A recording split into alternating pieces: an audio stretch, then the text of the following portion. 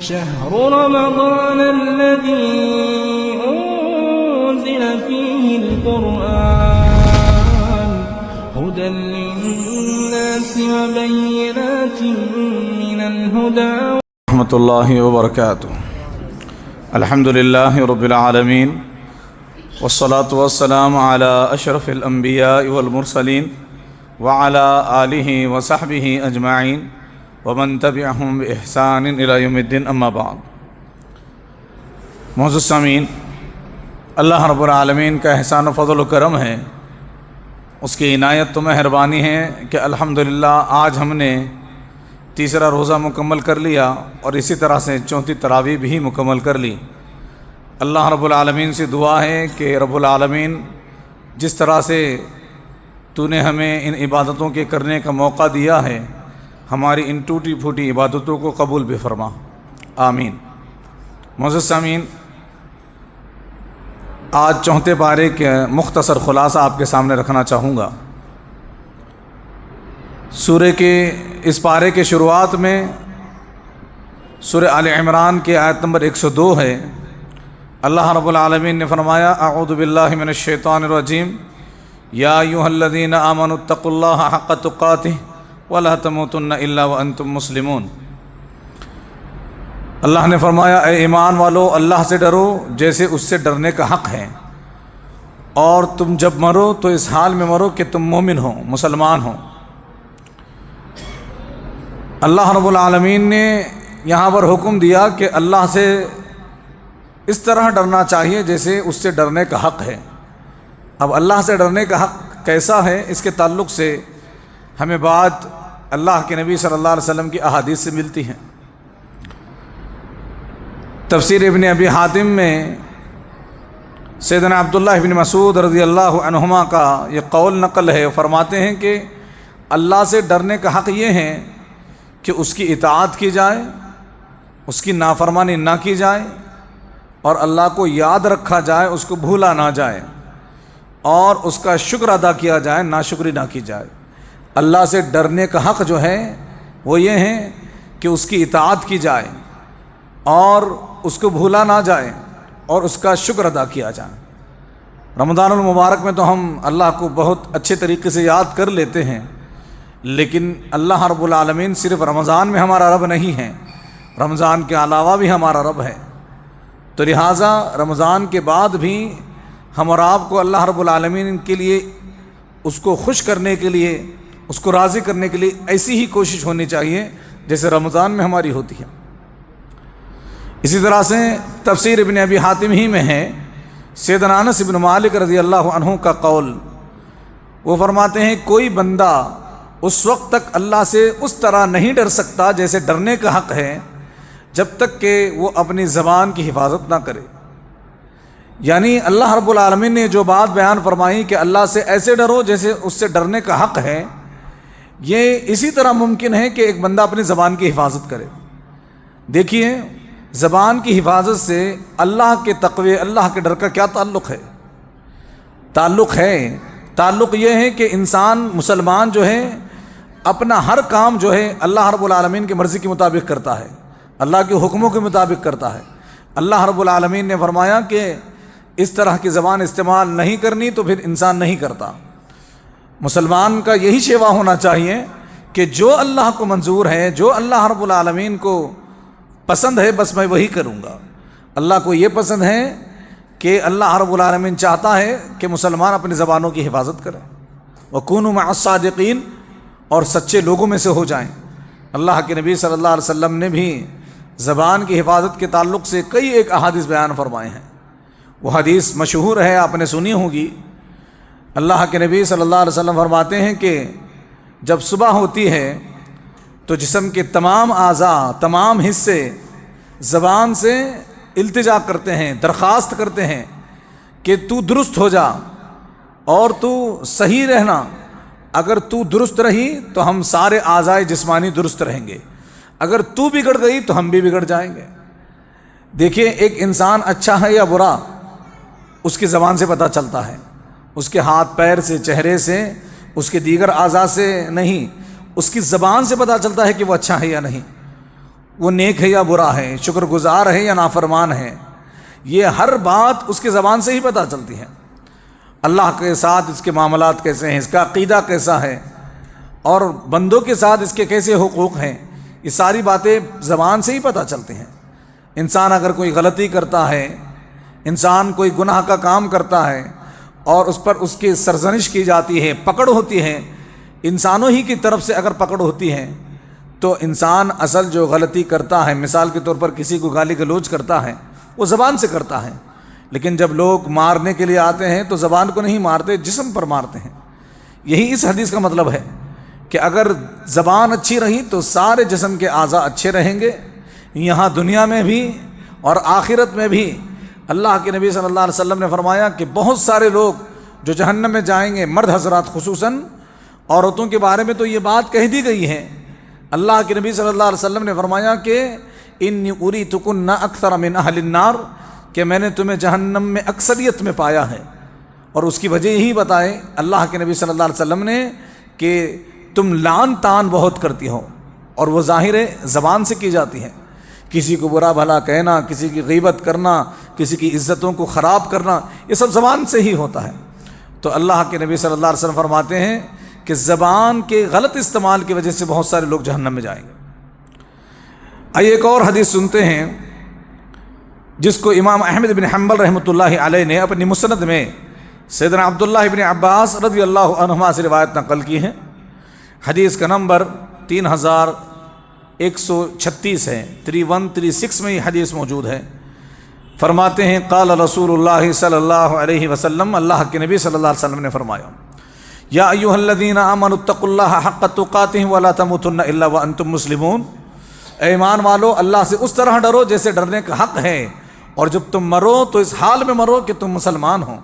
یہ آیت اللہ کے نبی صلی اللہ علیہ وسلم نے پڑھی اور اس کے بعد کہنے لگے لو ان قطرۃ قطرت من الزقوم فی الارض لامرت علی اہل الدنیا، اللہ کے نبی صلی اللہ علیہ وسلم فرماتے ہیں کہ جہنم میں جو درخت ہے، جو درخت جہنمیوں کو کھلایا جائے گا، جس کو زقوم کہا جاتا ہے، اردو میں اس کو تھوہر کہا جاتا ہے، اللہ کے نبی صلی اللہ علیہ وسلم فرماتے ہیں کہ وہ زقوم کا ایک قطرہ، جہنم کے زقوم کا ایک قطرہ اگر زمین پر ٹپکا دیا جائے، اگر زمین پر اس کو لا لیا جائے، اللہ کے نبی صلی اللہ علیہ وسلم فرماتے ہیں کہ دنیا والوں کی زندگیاں خراب ہو جائیں گی، برباد ہو جائیں گی، اس کا ایک قطرہ۔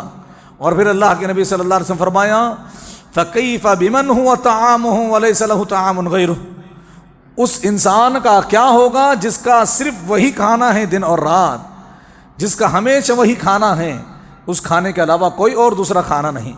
اس کا ایک قطرہ زمین کی معیشیت کو خراب کر دے، زمین کے اندر اگنے والے تمام نباتات کو وہ اگنے نہ دے، زمین کو بنجر بنا دے۔ اللہ کے نبی صلی اللہ علیہ وسلم فرماتے ہیں اس شخص کا کیا ہوگا جس کو باقاعدہ ہمیشہ جہنم میں یہی کھانے کے طور پر دیا جائے گا اور کوئی دوسری چیز نہیں دی جائے گی۔ اللہ اکبر۔ اللہ ہم سب کی جہنم سے حفاظت فرمائے، اللہ ہم سب کی جہنم سے حفاظت فرمائے، اللہ رب العالمین جہنم سے ہم سب کی حفاظت فرمائے، آمین۔ معزز سامعین، اسی طرح کی ایک اور روایت ہے حضرت جابر بن عبداللہ رضی اللہ عنہ سے، جس کو امام مسلم رحمۃ اللہ علیہ نے نقل کیا ہے۔ حدیث کا نمبر 7231 ہے، 7231 میں یہ حدیث موجود ہے۔ جابر بن عبداللہ رضی اللہ عنہ فرماتے ہیں سمعت رسول اللہ صلی اللہ علیہ وسلم قبل موتہ بثلاثۃ ایام، میں نے اللہ کے نبی صلی اللہ علیہ وسلم سے ان کی موت سے، وفات سے 3 دن پہلے یہ بات سنی ہے، یعنی 3 دن پہلے اللہ کے نبی صلی اللہ علیہ وسلم نے بات بیان فرمائی تھی۔ کیا کہا تھا؟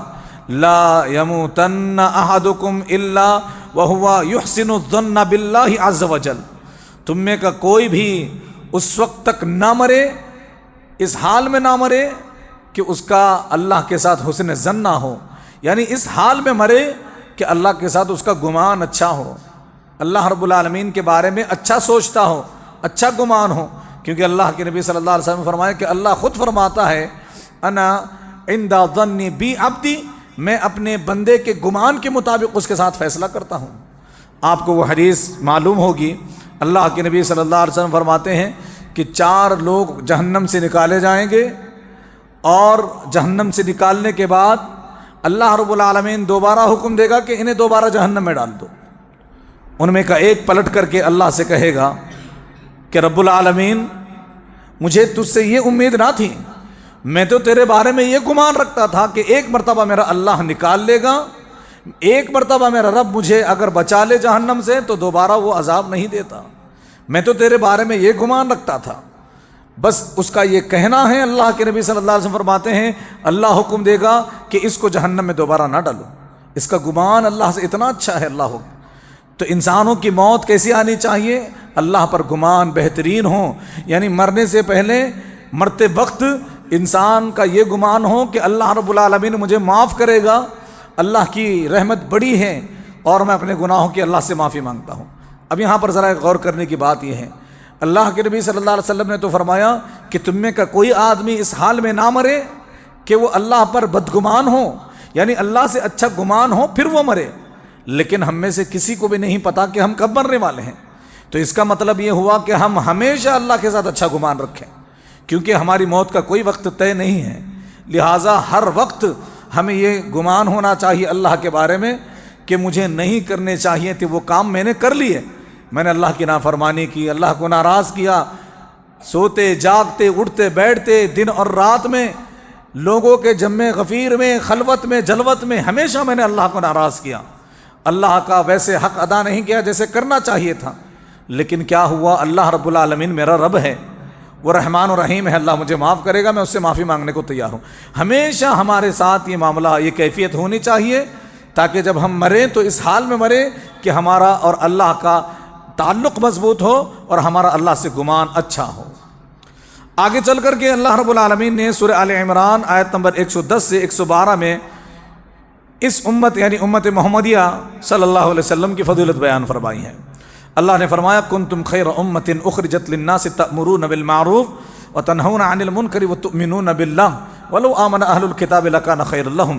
اللہ نے فرمایا تم بہترین امت ہو، تم لوگوں کے لیے نکالی گئی ہو تاکہ تم لوگوں کو نیکی کا حکم دو اور برائی سے روکو۔ انکار منکر یعنی غلط کو غلط کہنا، باطل کو باطل کہنا، لوگوں کو سمجھانا، یہی تو ہمارے دین کا اصل اثاثہ ہے، یہی اصل بات ہے، لیکن ہم اسی سے غافل ہیں۔ کیوں؟ کیونکہ دنیاوی محبتیں، دنیاوی مقصد یہ ہم پر غالب آ چکا ہے، دین کو ہم نے دوسرے نمبر پہ رکھا ہے، دین سیکنڈری ہے، پہلے دنیا ہے، دنیاوی رشتے، دنیاوی مقاصد، دولت اور شہرت، ان کی وجہ سے ہم حق بات کہنے سے کتراتے ہیں اور پیچھے ہٹتے ہیں۔ لیکن ہونا تو یہ چاہیے تھا، یہ ڈیوٹی، یہ ذمہ داری اللہ نے ہمیں دی ہے کہ ہم جہاں کہیں غلط دیکھیں تو اس کو روکیں ٹوکیں۔ لیکن ایک بڑی ہی افسوس کی بات معذرت کے ساتھ میں کہنا چاہوں گا، سارے مسلمانوں کا رونا تو اپنا ہی رونا ہے، اہل حدیث حضرات بھی آج کل اتنے سست ہو گئے ہیں اس معاملے میں کہ لوگوں کو جو ہے حق بات نہیں بتاتے اور غلط چیز سے نہیں روکتے۔ اہل حدیثوں سے یہ امید نہیں، کیونکہ یہ تو ہماری پہچان ہے کہ ہم لوگوں کو غلط بات سے روکتے ہیں، حق بات بتاتے ہیں دلیل کی بنیاد پر۔ تو یہ جو ہم اس معاملے میں پیچھے ہو رہے ہیں دن بدن، اس کو پھر سے ہمیں مضبوط کرنا چاہیے اور لوگوں کو جو ہے غلط بات سے، منکر سے روکنا چاہیے، جو قرآن حدیث کے خلاف ہو اس سے روکا جائے اور صحیح چیز کی طرف دعوت دی جائے۔ اب اللہ نے یہ جو بات بیان فرمائی ہے کہ تم بہترین امت ہو، کس لیے ہو؟ کیونکہ تم نیکی کا حکم دیتے ہو، اس لیے ہو۔ اگر اس کا الٹا ہو جائے گا یعنی ہم خاموش رہ جائیں گے تو پھر یہ بہترین امت نہیں ہوگی۔ آئیے اس کے تعلق سے یعنی امت محمدیہ کی فضائل کے تعلق سے دو ایک احادیث آپ کے سامنے۔ سب سے پہلی حدیث امام بخاری رحمۃ اللہ علیہ نے اپنی صحیح میں سیدنا عبداللہ بن مسعود رضی اللہ عنہ سے روایت نقل کی ہے، حدیث کا نمبر 6528 ہے، 6528 میں یہ حدیث موجود ہے۔ اللہ کے نبی صلی اللہ علیہ وسلم نے فرمایا اما ترضون ان تکونوا ربع اہل الجنہ، کیا تم اس بات پر راضی نہیں ہو، کیا تمہیں یہ پسند نہیں کہ تم جنت کا 1/4 ہو؟ یعنی انسانوں کے 4 حصے کیے جائیں، 4 گروپ میں انسانوں کو بانٹا جائے، تقسیم کیا جائے تو ایک حصہ امت محمدیہ ہوگی جنت میں جانے والی۔ اللہ اکبر، یہ بہت بڑی بات ہے کہ پوری دنیا کی انسانیت آدم علیہ السلام سے لے کر کے محمد صلی اللہ علیہ وسلم کے آخری امت تک، ان سب کا 1/4 ہونا یعنی 1/4 حصہ بننا، یہ بھی بہت بڑی تعداد ہے۔ کہاں نوح، کہاں موسیٰ، کہاں ابراہیم، اتنے بڑے بڑے انبیاء اور ان کی امتیں، اور کہاں ہم ایک نبی کی اتنی بڑی امت لیکن اللہ رب العالمین کا فضل دیکھیے، اللہ کے نبی صلی اللہ علیہ وسلم فرمایا کیا تم اس بات پر راضی نہیں کہ جنت کے 4 حصوں میں سے ایک حصہ تمہارا ہو؟ پھر صحابہ فرماتے ہیں فکبرنا، ہم نے کہا اللہ اکبر، یہ تو بہت بڑی بات ہے۔ ثم قال، پھر اللہ کے نبی صلی اللہ علیہ وسلم فرمایا اما ترضون ان تکونوا ثلث اہل الجنہ، کیا تم اس بات پر راضی نہیں ہو کہ جنت کا 1/3 حصہ تم ہو؟ یعنی انسانیت کے 3 حصے کیے جائیں تو اس میں سے 1 حصہ تمہارا ہوگا جنت میں جانے والے۔ جنتیوں کے 3 حصے اگر کیے جائیں ساری انسانیت میں سے، تو ان میں سے 1 حصہ تم ہوگے، امت محمدیہ ہوگی۔ تو صحابی فرماتے ہیں قال فکبرنا، ہم نے کہا اللہ اکبر، یہ تو بہت بڑی بات ہے۔ ثم قال، پھر اللہ کے نبی صلی اللہ علیہ وسلم نے فرمایا الا لارجو ان تکونوا شطر اہل الجنہ، اتنا ہی نہیں، مجھے امید ہے کہ تم 1/4 نہیں، 1/3 نہیں، آدھی انسانیت جنت میں جانے والوں کی آدھی تعداد تم ہوگی، امت محمدیہ ہوگی۔ اللہ ہوگی، کتنی بڑی بات ہے، اندازہ لگائیں۔ ایک حدیث میں اللہ کے نبی صلی اللہ علیہ وسلم فرماتے ہیں کہ جنت میں جانے والوں کی 120 صفیں ہوں گی، اور ان میں سے 80 یا 100 صفیں امت محمدیہ میں سے نکالی جائیں گی۔ اللہ ہوگی، یہ بہت بڑی بات ہے، اور اس بات پر ہمیں اللہ کا شکر ادا کرنا چاہیے، اور دن اور رات اڑتے بیٹھتے ہمارے نبی محمد رسول اللہ صلی اللہ علیہ وسلم پر درود پڑھنا چاہیے۔ اللہم صلی علی محمد وعلی آلہ وصحبہ اجمعین۔ مسند احمد کی ایک روایت ہے جس کو سیدنا ابو ہریرہ رضی اللہ عنہ سے نقل کیا گیا ہے، حدیث کا نمبر 7692 ہے، یعنی 7692 میں یہ حدیث موجود ہے۔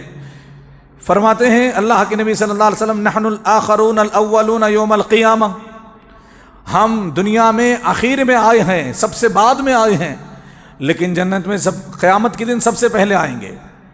دنیا میں سب سے اخیر میں آئے ہیں، قیامت کے دن سب سے پہلے ہمارا حساب کتاب ہوگا، ہم سب سے آگے ہوں گے۔ نحن اول الناس دخولا الجنہ، جنت میں داخل ہونے والے لوگوں میں سب سے پہلے ہم ہی ہوں گے، یعنی ساری انسانیت ایک طرف اور امت محمدیہ سب سے پہلے جنت میں جائے گی۔ سبحان اللہ۔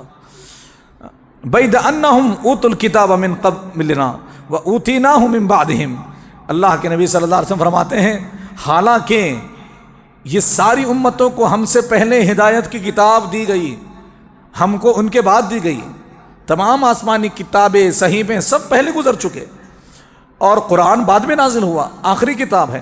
اللہ کے نبی صلی اللہ علیہ وسلم فرماتے ہیں اس کے باوجود کہ ان کو پہلے کتاب دی گئی اور ہمیں بعد میں دی گئی، فہدان اللہ لما اختلفوا فیہ من الحق، اور اللہ رب العالمین نے ہمیں ہدایت دی اس بات میں جس میں وہ اختلاف کیا کرتے تھے۔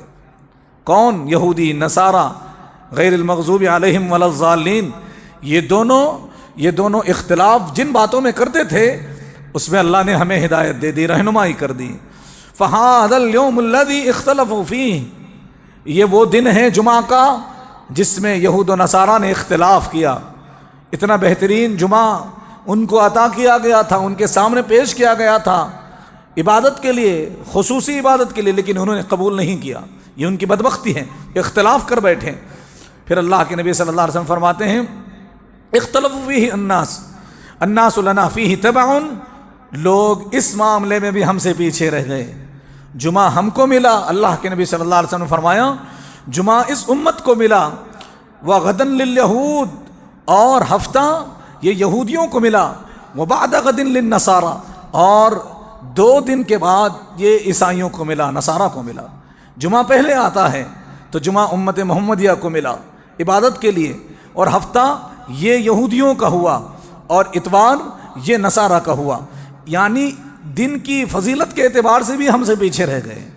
یہ ہم سے پیچھے ہیں دنیا میں اور آخرت میں بھی، کل قیامت کے دن بھی جنت میں جانے کے اعتبار سے بھی یہود و نصارہ امت محمدیہ سے پیچھے رہ جائیں گے۔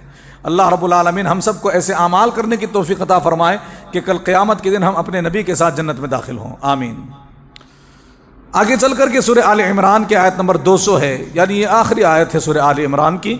اللہ رب العالمین نے فرمایا یا ایھا الذین آمنوا اصبروا وصابروا ورابطوا واتقوا اللہ لعلکم تفلحون، اے ایمان والو صبر کرو اور ثابت قدم رہو اور اللہ کے راستے میں جہاد کرو، اللہ رب العالمین سے ڈرو، شاید تم کامیاب ہو جاؤ گے۔ یہاں اللہ رب العالمین نے مجاہدین کو حکم دیا کہ اللہ کے راستے میں ڈٹ کر کے جم کر کے لڑیں۔ مجاہدین ہم ہمیشہ سنتے ہیں کہ اللہ کے راستے میں جہاد، اللہ کے راستے میں قربانیاں، گردنوں کو کٹوانا، اپنی جانوں کو قربان کرنا، یہ ہم سنتے ہیں، لیکن ان خوش نصیب لوگوں کی فضیلت کو بھی ذرا جاننے کی کوشش کرتے ہیں، جو اللہ کے راستے میں جنہوں نے اپنی جانوں کو اللہ کے حوالے کر دیا۔ ایسوں کی فضیلت کے تعلق سے امام احمد بن حنبل رحمۃ اللہ علیہ نے اپنی مسند میں سیدنا عقبہ بن عامر رضی اللہ عنہ سے روایت نقل کی ہے۔ حدیث کا نمبر 17572 ہے، 17572 میں یہ حدیث موجود ہے۔ اللہ کے نبی صلی اللہ علیہ وسلم فرماتے ہیں کل میت یختم علی عملہ، ہر انسان جو مر جاتا ہے اس کا عمل ختم ہو جاتا ہے۔ ظاہر ہے جب وہ کچھ عمل کر ہی نہیں رہا، مر گیا، اس کا عمل ختم ہو گیا۔ ہر انسان جو مر جاتا ہے اس کا عمل اس کی زندگی کے ساتھ ختم ہو جاتا ہے، کٹ جاتا ہے۔ الا المرابط فی سبیل اللہ، سوائے اللہ کے راستے میں جہاد کرنے والے کے۔ جو اللہ کے راستے میں لڑتا ہے اس کا عمل رکتا نہیں، وہ مر جاتا ہے لیکن اس کا عمل روزانہ بڑھتا رہتا ہے، بڑھتا رہتا ہے۔ اللہ کے نبی صلی اللہ علیہ وسلم فرماتے ہیں فَإِنَّهُ يَجْرِي عَلَيْهِ اجر عملہ، جو عمل وہ دنیا میں کر کے مرا تھا، جہاد میں مرا تھا، اس کا روزانہ اس کو ثواب ملتا رہتا ہے۔ حتی یبعثہ اللہ عز وجل، یہاں تک کہ اللہ لوگوں کو کل قیامت کے دن اٹھائے گا، یعنی قیامت تک اس کا اجر روزانہ بڑھتا رہتا ہے۔ کیا تھا ایک مرتبہ اور مر گیا، لیکن اللہ کے نبی صلی اللہ علیہ وسلم فرماتے ہیں کہ روزانہ اس کو اجر بڑھتا ہی دیا جائے گا۔ اسی طرح سے ایک اور حدیث ہے جس کو امام بخاری رحمۃ اللہ علیہ نے بیان کیا ہے، سیدنا سید المحدثین ابو ہریرہ رضی اللہ عنہ سے روایت نقل کی گئی۔ حدیث کا نمبر 2887 ہے، یعنی 2887 میں یہ حدیث موجود ہے۔ اللہ کے نبی صلی اللہ علیہ وسلم فرماتے ہیں تعس عبد الدینار و عبد الدرہم و عبد الخمیس، دینار اور درہم کے بندے اور کپڑوں کے بندے یہ برباد ہو گئے، یہ ہلاک ہو گئے۔ یعنی دنیا پرست، صرف دنیا میں مگن مالدار، جنہوں نے مال کو ہی اپنا خدا بنا لیا، رب بنا لیا، اتنا مال کے پیچھے لگ گئے کہ مال کو ہی رب بنا لیا۔ اللہ کے نبی فرماتے ہیں ان کا تو کیا ہے، ان اعطیا رضیا و ان لم یعطا سخطا، مالداروں کا حال یہ ہے جنہوں نے دین کو ترجیح نہیں دی، ایسے مالداروں کے بارے میں جو دین کو بھلا بیٹھے ہیں، اور ایک طرف مجاہدین جو اللہ کے راستے میں جہاد کرتے ہیں سب کچھ چھوڑ چھاڑ کر۔ اللہ کے نبی فرماتے ہیں مالداروں کا حال یہ ہے کہ ان کو دیا جائے تو یہ خوش ہوتے ہیں، اور نہ دیا جائے تو ناراض ہو جاتے ہیں۔ تعیسا وانتکسا، اللہ کے نبی صلی اللہ علیہ وسلم فرمایا ان کے لیے ہلاکت ہے، بربادی ہے۔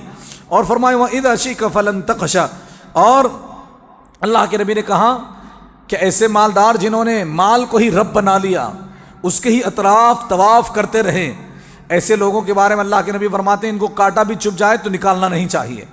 اللہ کے نبی صلی اللہ علیہ وسلم فرماتے ہیں طوبیٰ لعبد آخذ بعنان فرسہ فی سبیل اللہ، اس بندے کے لیے خوشخبری ہے، خوش نصیب تو وہ ہیں جس نے اپنے گھوڑے کی لگام پکڑی، اس کو کسا اور اللہ کے راستے میں چل پڑا، سارا کا سارا چھوڑ دیا، ایک ہتھیار ہاتھ میں لیا اور گھوڑے پر سوار ہوا اپنی جان اللہ کے راستے میں قربان کرنے کے لیے۔ اشعث رأسہ، اس کے بال گندے ہو چکے ہیں، دھول مٹی میں وہ دھل چکے ہیں۔ اور اللہ کے نبی فرماتے ہیں مغبرۃ قدماہ، اس کے پیر بھی دھول میں لت پت ہیں، اور اس کے پیر دھول سے بالکل لت پت، پیر پھٹ چکے، سر میں دھول، اور اس طرح سے وہ پوری طرح سے دنیا سے بیزار۔ اللہ کے نبی فرماتے ہیں ایسا مجاہد اتنا بڑا کام کرنے کے لیے گیا ہے، اللہ کے کلمے کو بلند کرنے کے لیے گیا ہے، لیکن اس کا حال کیا ہوتا ہے، ان کا نہ فی الحراست کا نہ فی الحراست، اگر اس کو پہرے داری دی جائے تو وہ پہرے داری کر لیتا ہے، اور اگر وہ ان کا نہ فی الساقۃ کا نہ فی الساقۃ، اس کو پچھلے صف میں کھڑا کر دیا جائے تو وہ وہاں بھی کھڑا ہو جاتا ہے۔ کیا مالداروں کا یہی حال ہے؟ ان کو تو پہلی سیٹ چاہیے، ان کو تو ہر جگہ سب سے آگے کا مقام چاہیے۔ اللہ کے نبی فرماتے ہیں کہ مجاہدین کا حال یہ ہے کہ ان کو پہرا دینے کے لیے کھڑا کر دیا جائے تو وہاں کھڑے ہو جاتے ہیں، صف میں جنگ کی صفوں میں پچھلے حصے میں کھڑا کر دیا جائے تو جان لے کر کے دل لے کر کے وہاں کھڑے ہو جاتے ہیں۔ اور یہ ایسے ہیں کہ اگر یہ جانے کے لیے اجازت مانگے تو حالات ایسے ہوتے ہیں جنگ کے کہ انہیں جانے کی اجازت بھی نہیں ملتی۔ وَإِن شَفَعَ لَمْ يُشْفَعَ، اور اگر یہ کسی کی سفارش کریں تو ان کی سفارش بھی قبول نہیں ہوتی. کیوں؟ کیونکہ لوگوں میں ان کا وہ مقام و مرتبہ نہیں، اللہ کی نظر میں ان کا مقام و مرتبہ ہے. لوگوں کی نظر میں کون پہچانتا ہے ان کو؟ یہ تو اللہ کے راستے میں گئے، ان کی گردنیں الگ ہو گئیں. کیا ہمیں بدر کے صحابہ کے نام بھی یاد ہیں؟ نہیں یاد ہیں. جو اللہ کے راستے میں شہید ہو گئے ان کے نام یاد نہیں. لیکن بچہ جانتا ہے دنیا کا مالدار کون ہے تو وہ کسی انگریز کا نام بیان کر دے گا. اللہ کے نبی صلی اللہ علیہ وسلم فرماتے ہیں یہ مجاہدین ہیں اور یہ دنیا کے مالدار لوگ ہیں. دونوں میں فرق کر کے بتایا کہ یہ اللہ کے راستے میں اپنی جان قربان کرنے کو تیار ہیں. اسی طرح سے ایک اور حدیث میں آپ کے سامنے رکھنا چاہوں گا. تاریخ دمشق ابن عساکر میں سیدنا ابو ہریرہ رضی اللہ عنہ سے روایت نقل کی ہے اور دیگر الفاظ کے تھوڑی سی تبدیلی کے ساتھ. یہ حدیث بخاری میں بھی ہے اور اس کا نمبر جو ہے 2785 ہے، 2785 میں یہ حدیث موجود ہے. اللہ کے نبی صلی اللہ علیہ وسلم فرماتے ہیں کہ ایک شخص نے آ کر کے اللہ کے نبی صلی اللہ علیہ وسلم سے کہا، یہ حدیث دیکھیے کتنی پیاری ہے. اللہ کے نبی صلی اللہ علیہ وسلم کے پاس ایک آدمی آیا، آ کر کے کہنے لگا دلنی علی عمل یعدل الجہاد. اللہ کے نبی صلی اللہ علیہ وسلم ایسا عمل بتائیے جو جہاد کے برابر ہو. اللہ اکبر. سوال دیکھیے، یعنی صحابہ جانتے تھے کہ جہاد کی کیا فضیلت ہے اور چاہتے تھے کہ کسی طرح سے جہاد کا مقام مل جائے. فرماتے ہیں اللہ کے نبی کوئی ایسا عمل بتائیے جو جہاد کے برابر ہو. اللہ کے نبی صلی اللہ علیہ وسلم فرمانے لگے هل تستطيع ان تصلي فلا تفطر. کیا تو یہ طاقت رکھتا ہے کہ ہمیشہ نماز پڑھتا رہے، کبھی ناغہ نہ کرے، کبھی اس کو نہ چھوڑے. وتصوم فلا تفطر، روزانہ روزے رکھے، کبھی کسی وجہ سے بھی روزہ نہ چھوڑے. کیا یہ تو کر سکتا ہے؟ تو پھر وہ آدمی یعنی صحابی نے کہا فقال یا نبی اللہ، اے اللہ کے نبی صلی اللہ علیہ وآلہ وسلم، انا اضعف من ان استطیع ذلک. اللہ کے نبی صلی اللہ علیہ وسلم میں کمزور ہوں کہ میں یہ کام کر سکوں، میں کمزور ہوں، میں یہ نہیں کر سکتا. اور پھر اللہ کے نبی صلی اللہ علیہ وسلم نے فرمایا ثم قال النبی فوالذی نفسی بیدی، قسم ہے اس ذات کی جس کے ہاتھ میں میری جان ہے، اگر تو اس کی طاقت رکھتا بھی ما بلغتا فضل المجاہدین فی سبیل اللہ، یعنی روزانہ ہر وقت نماز پڑھتا رہتا، روزانہ روزے کی حالت میں رہتا، تب بھی تو جہاد اللہ کے راستے میں جہاد کرنے والے مجاہد کی فضیلت کو کبھی بھی نہیں پہنچ سکتا. اور اللہ کے نبی صلی اللہ علیہ وسلم نے جو بات بیان فرمائی دل کو چھو لینے والی بات. اللہ کے نبی نے فرمایا اما علمت ان فرس المجاہدین لیستن فی طولہ فینتقب بذلک الحسنات. اللہ کے نبی فرماتے ہیں جہاد کے مقام کو پانا تو بہت دور کی بات. اللہ کے راستے میں ایک جہاد کرنے والا آدمی، اس نے اپنے ایک گھوڑے کو رسی سے باندھ دیا، وہ اپنی رسی میں بندھا ہوا اور وہ کھا پی کر کے مست ہو کر کے وہ جو اپنے پیروں سے دھول اڑاتا ہے اور وہ ہنہناتا ہے، وہ ہلتا بھی ہے. اللہ کے نبی صلی اللہ علیہ وسلم فرماتے ہیں اس کے ہلنے پر بھی مجاہد کو ثواب ملتا ہے. گھوڑا اپنی جگہ بندھا ہوا ہے، وہ حرکت بھی کرتا ہے، کھاتا پیتا بھی ہے، اور اگر زمین میں پاؤں بھی مارتا ہے اس کے بدلے بھی اس کو اجر ملتا ہے. کیا دنیا میں کسی انسان کو اتنی چھوٹے کام پر اس کے جانور کے ہلنے پر فضل ملتا ہے، اجر ملتا ہے؟ نہیں ملتا. یہ اللہ کے راستے میں جہاد کرنے والوں کی فضیلت ہے. اللہ کے نبی صلی اللہ علیہ وسلم نے اس کے تعلق سے بیان فرمایا. ایک آخری بات میں آپ کے سامنے رکھ کر کے اپنی باتوں کو مکمل کر دوں.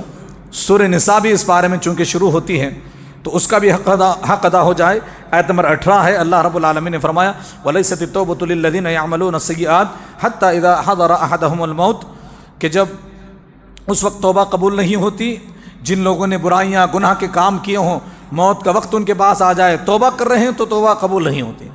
اس کی تشریح تفسیر کیا بیان کی گئی ہے، آئیے اس کو حدیث سے سنتے ہیں. مشکات کی حدیث ہے، ابو ذر غفاری رضی اللہ عنہ راوی حدیث ہے، حدیث کا نمبر 2361 ہے. 2361 میں یہ حدیث موجود ہے. اللہ کے نبی صلی اللہ علیہ وسلم فرماتے ہیں ان اللہ تعالی لا یغفر لعبده ما لم يقع الحجاب.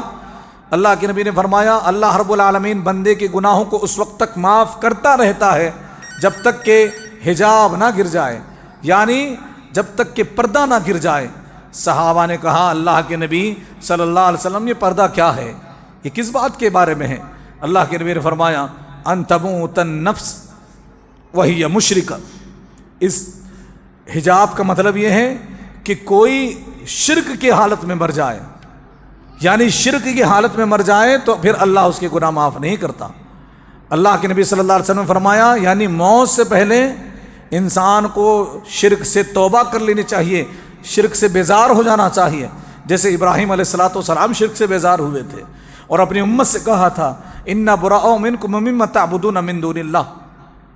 ابراہیم علیہ السلام نے کہا تھا کہ میں تم سے بھی بری اور تمہارے جھوٹے معبودوں سے بری، میں ایک اللہ کی عبادت کرنے والا۔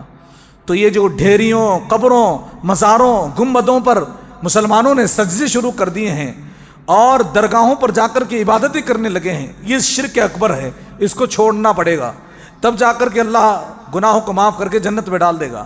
اللہ کے نبی صلی اللہ علیہ وسلم فرماتے ہیں کہ بندہ جس حال میں بھی مرے اللہ اس کے گناہوں کو معاف کرے گا، لیکن شرک میں مرے تو اللہ اس کے گناہوں کو معاف نہیں کرے گا۔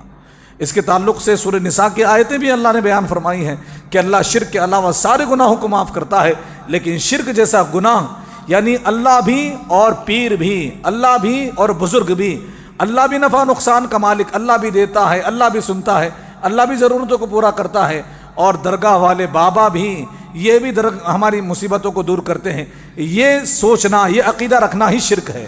اور جو آدمی اس حال میں مر جائے اللہ رب العالمین اس کو معاف نہیں کرے گا اور اس کو جہنم میں ڈال دے گا۔ اللہ رب العالمین سے دعا ہے کہ باری تعالی ہم تمام مسلمانوں کو کئی سنی باتوں پر کہنے سننے سے زیادہ عمل کرنے کی توفیق عطا فرمائے۔